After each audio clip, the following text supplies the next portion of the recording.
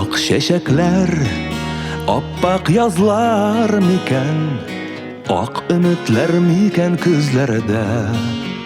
Aqliq izlab, aqliq ko'zlab o'tgan, g'umr o'zining tuslarida, oq gullaridan jon jilasi olib, yuraklarga solasıydı. Oq shashaklar kebek oppoq bo'lib, sof ko'ngilli qolasıydı.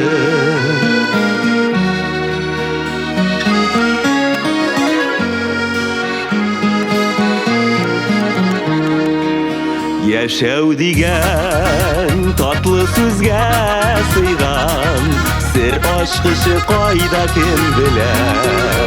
Tong ko'gindan go'yo bizning g'umr shiq tomchisi bo'lib to'gilar. Oq gullardan jon jilasi olib, yuraklarga solasıydı.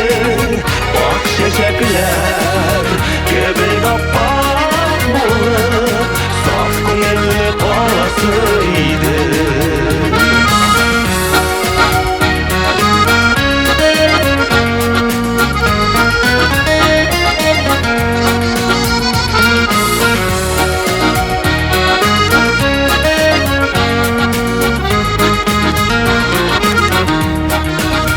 G'umr tojim üzde aşı jiller, jonlar yılı şu chaqnishlarga.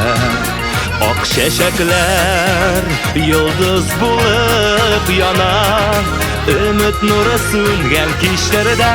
Oq gullardan jon jilasi